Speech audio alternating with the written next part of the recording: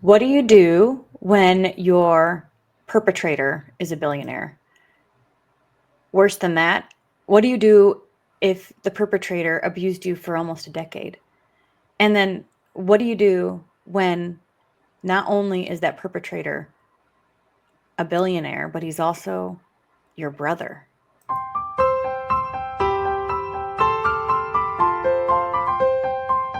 Welcome to the Stop Suffering in Silence podcast with your host, Denise Walsh and Rachel Timothy. Hey, you guys, my name is Denise Walsh, and I'm here with co-host Rachel Timothy. And today we're going to talk about a breaking news story. The same lawyer that Rachel is working with has actually also filed a civil suit complaint with Ann Altman, who is the survivor pressing, I guess it's not pressing charges, it's filing a civil suit against her brother. Tell us who her brother is, Rachel. Sam Altman. And so my understanding is he is the founder, creator of OpenAI. He's the CEO of OpenAI. And for some reason, I'm also thinking ChatGPT as well. But I'm not seeing that in this particular article. I think OpenAI owns ChatGPT is what I think. That's okay. Yeah. That makes sense. Well, I'm going to answer your opening questions with saying you fight. And that's what Annie is doing. Yeah. So when you look into her filing, it sounds like she has been sexually assaulted by her brother from the ages of 3 to almost 11, gradually getting more and more intense. And when she was 11 or 12, he was now an adult, and it, quote unquote, stopped. My question is when you're looking through this, do you know anything about her history of fighting? Is this, do you think, her first time creating a lawsuit? Has she gone to the police? Has she done other things? Do you have any idea? I don't have any idea. And honestly, this became a extremely publicly known lawsuit because her brother is the CEO of OpenAI, and because he's a billionaire, and because he has millions of followers on things like X or Twitter. And he decided to put a statement out there claiming his sister to be mentally ill. And it just erupted into media gravitating for more answers and more understanding. But unfortunately, I think what's so infuriating is the media is not searching for, is this true or not? The media is just, going on and on about this statement on Twitter. And whereas Annie deserves justice, she deserves the truth to be known. I think this is part of why survivors have a huge fear of coming forward, is because in anyone who's experienced trauma, right, you want to be believed, and not being believed is like a secondary trauma. And so for her to come forward and then to have him create the statement about, oh, I feel so sad for her, she's mentally ill, all of these allegations are denied, and oh, just sit down and just, have a seat, you poor girl. That is infuriating and secondary trauma as well. Yeah, it is. And I don't think people understand the gravity of saying just those flippant statements of, oh, you're just mentally ill, or it's in your head, or false memories, or you're just in it for the money. Whatever they choose to say that given moment, they've not walked in your shoes. They don't know what you've lived through. And I think one of the things that Ryan Mahoney makes very clear is less than 2% of sexual assault accusations are founded to be false. Like less than 2%. But how often do the victims get first accused of that? That's like almost one of the first things that you hear media or whatever come out and say it. But is this true? Is this really true? So when I think of the media's role, it seems like, and this may be a call to the media, right, to do your job of figuring out what is the actual truth and reporting on that versus reporting on the Twitter post itself and the drama of it all. Yeah, and I think the fact that he made this Twitter post, it is a huge red flag, and it just proves Annie's case all the more.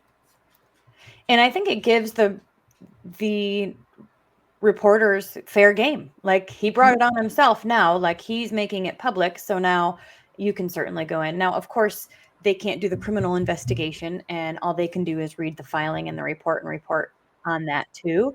Mm-hmm. But the call to actually do that, to report on the court cases itself versus Twitter posts.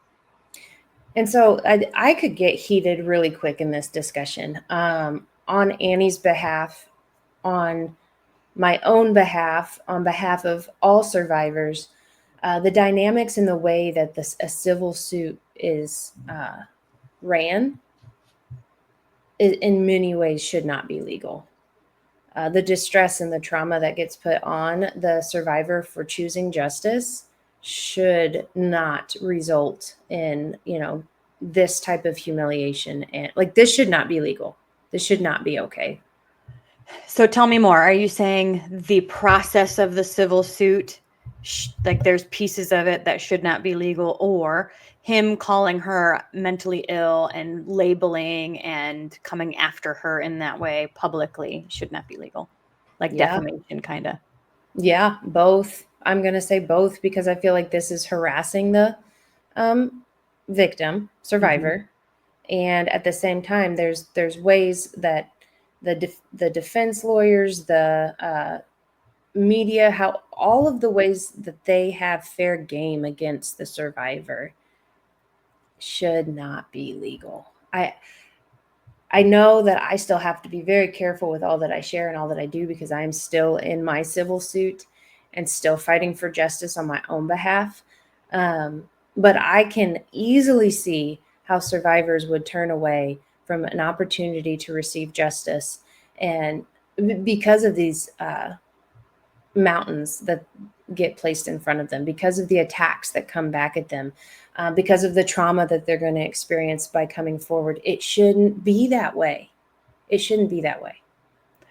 And I think the public harassment, right? The defamation makes it harder for other survivors to come forward because we know that no perpetrator only has one victim, right? Typically they have more. So I see her story and I think, who else has he hurt? Right.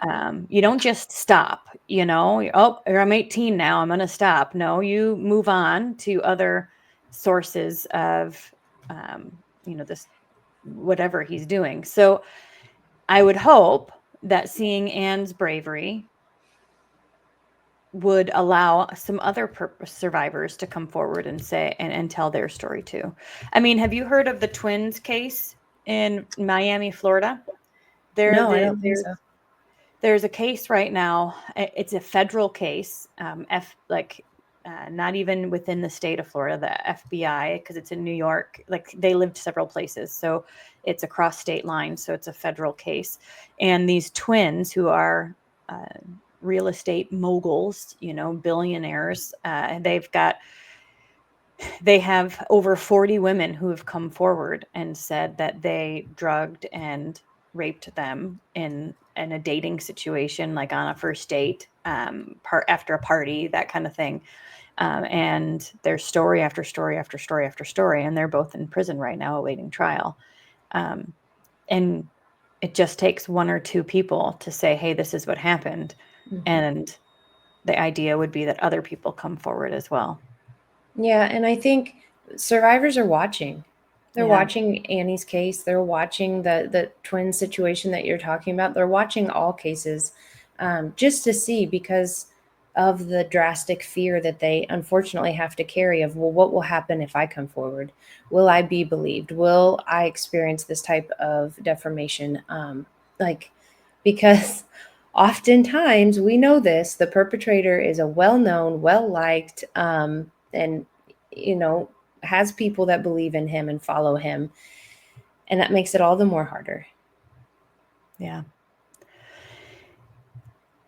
So let's see. What else about Sam's case do you think is? Well, I want to share just a little bit of what he put on X, I guess is technically what it's called now. But he said, "My sister has filed a lawsuit against me. Here is a statement from my mom, brothers, and me.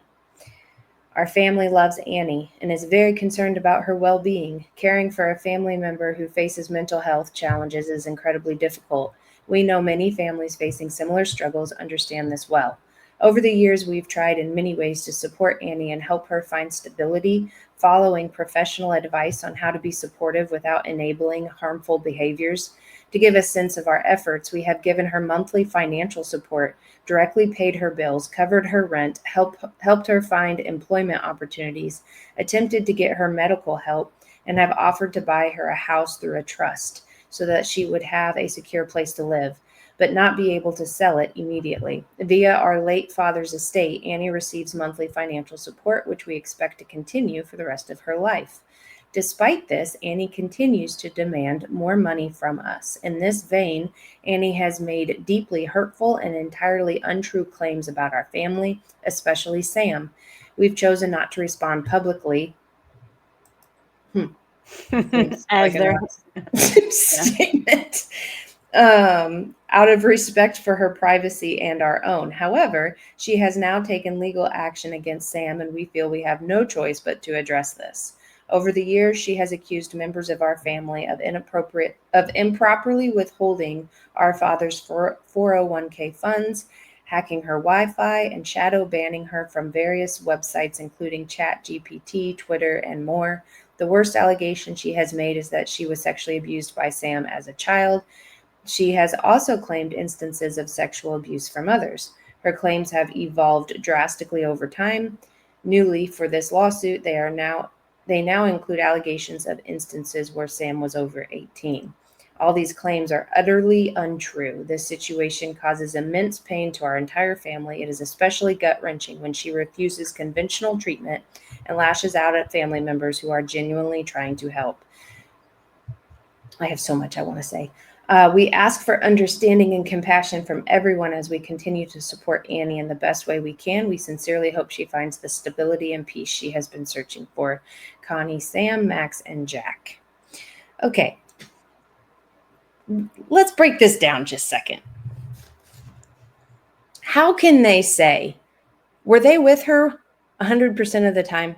How can they say it's utterly untrue when they were not with her and around her 100% of the time to know whether or not Sam did these things?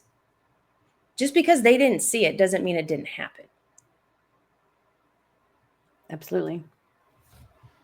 So you cannot say with 100% certainty that there's no way this girl was abused by her brother.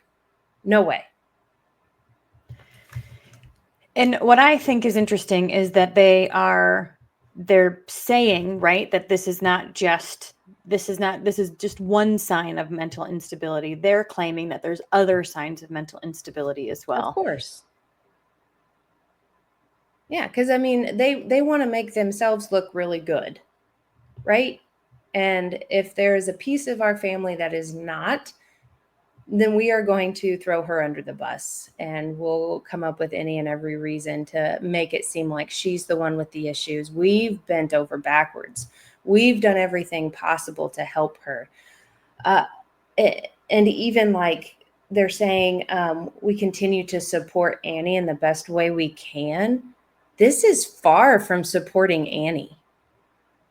What would be supporting Annie would be listening and seeing the truth in what she is saying. I'm trying to find her on Facebook to see if there's any other information I can glean up. But you're right. What if instead of saying she's the outcast and we're bonding together to support Sam, what if they outed Sam and said we bond with Annie to, he's the outcast? What would that look like? And why are they unable to do that within their family structure? Well, could it possibly be that Sam is the one with the money? Could be. I mean, I don't have the answers, but I do know like it's for whatever reason easier for families to discredit the victim, the survivor, than it is to call out the abuser. Well, I wonder too if calling out the abuser, then that could potentially mean that there's shame on the parents that they did something wrong or they should have known, and there's a lot of guilt that comes potentially with that. That means that for some, they had some negligence on their part. I wonder if that's hard for parents to understand. But when you think of being a parent, right? If your child came with these allegations, no matter how absurd or tricky to understand they were, in my like most people, their first gut reaction would be to listen and to believe and to hear more, not to buck and push away and say you're lying. Right. And what they're twisting and saying, see, she's had issues for so long, is more proof of the trauma that she experienced. It sounds like from this statement from the family, she has been trying to reach out and get help for a very long time. This lawsuit was the last thing that she could think of to do, is what it sounds like, because she has come forward for years explaining the abuse that was taking place and how they say her allegations have, gotten worse through the years. I'm going to explain to you that is because most of the time you don't remember everything in the beginning. You can only handle so much that comes to your mind, especially with the terrible things that she's been through. And so, yeah, more things come as you start to remember more and more. But to twist it and say she's just adding to as the years go on, it's wrong. It is a twisted way to explain that. By the time somebody gets to a suit, they have tried everything. Exactly. Usually, right? Like you're Yes. not going to go straight to a lawsuit immediately. You've tried telling friends and family. You've tried telling the police. You've tried you most of the time, right? This is a last resort option. What do you think Annie will experience? And again, we don't know her. We don't know the full story, but just as a survivor, when you're in this situation and depositions start coming out and the truth starts coming out and 2 plus 2 doesn't equal 4 anymore in the defense's story, what type of validation will Annie potentially experience as the truth continues to unfold? I mean, there's just no words. And that's what we're hoping for. I have no doubt that the defense will do everything they can to get her to end this lawsuit. I'm sure this is a big part of that, trying to get her to bow out before the truth is exposed. And so, I mean, my message to her is don't quit.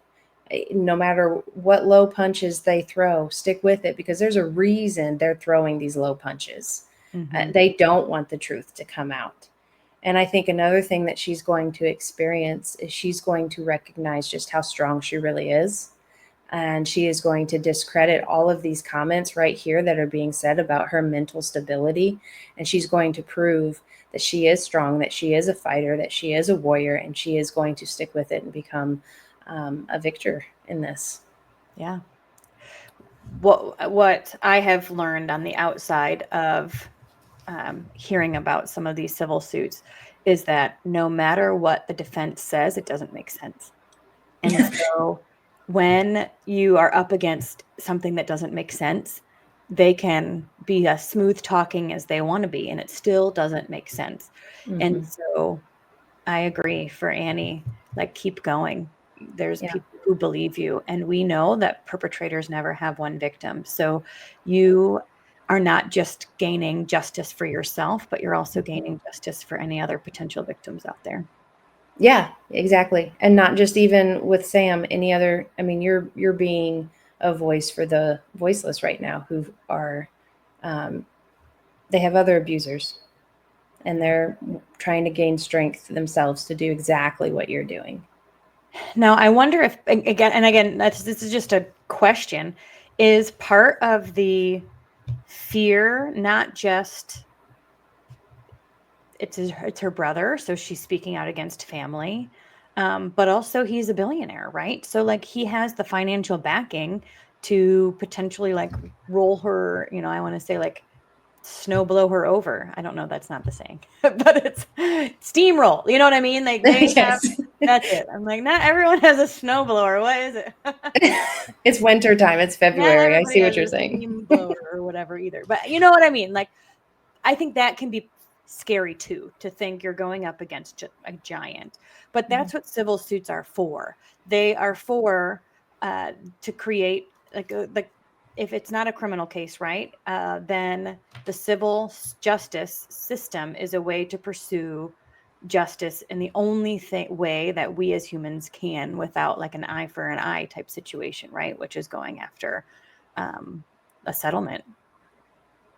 Yeah. And, I think civil suits get kind of a bad name because they're just all about the money. No, it is a form of justice, and it keeps people accountable, and it's important. I know from personal experience, and I know for Annie, this is super important, and it's not about the money. It's about justice, and it's about having your voice heard and being believed. And that's the thing. When your family is pushing you under the rug like this, if you're going to go other places to be believed, because the crying doesn't stop from your soul. It continues, and you need somebody to recognize it and to help. Absolutely. Well, I hope that Annie has, a pseudo family, right? We say if your family isn't the family you hoped they would be, then we do have the ability to create our new family, right? Mm-hmm. Finding new supports at church or clubs or workplaces or whatever, because you need to find community somewhere. And so I hope that Annie has been able to do that, and she can lean on them during these hard times, knowing that most normal people, when they read stories and things like this, can see through the BS. Yes, exactly. You are strong, Annie. You're a fighter, and we're rooting for you and praying for you. Absolutely. All right. Well, this was a hot topic for today, just something that popped up in the news that we thought we could address and add value to, speak to the situation. So if you've got any hot topics or newsworthy things that have popped up in your news feed that you want Rachel and I to address from a psychologist and survivor perspective, please post it in the comments below. We'd love to continue these conversations. So with that being said, Rachel, how are things coming with your documentary? Yeah, so we've got about 20% raised, I would say, from what we need. And so we're still looking for donations. This documentary will be an avenue for us to get my story out there to where more people can see it in their own backyards. They can see it within their schools and their churches if it's going on. And it can be a resource utilized often instead of just me traveling to places to speak. This would be an opportunity to help people understand what trafficking can look like right there in front of them. And so, yeah, it's kind of stalled, but we're still looking for donations if anybody's interested. Absolutely. Our information will be in the show notes below. Be sure to like, comment, send this to anybody that you know who is a survivor, potentially in their own civil suit or criminal suit as well. Survivors need to band together, right? We need to create our community of support, especially if family is part of the problem. So have an awesome night, you guys. Thanks for hanging out with us, and we'll see you same time, same place next week. Thank you so much for listening to this powerful episode of Stop Suffering in Silence. If you are interested in booking Rachel to speak at your event, workshop, school, church, or organization, then please email racheltimothy.stopsis@gmail.com. If you are interested in donating to the Stop SIS ministry, then please check out the link in the description box or show notes below. Or you can email stopsis@protonmail.com. And finally, if you are currently suffering in silence or you know somebody who is, then check out our website, stopsuffering.org, to learn more about our online programs and resources. We will always recommend that you also reach out to your local resources and find a counselor that you can trust, because nobody is meant to suffer alone. Have an amazing week, and thank you for being here.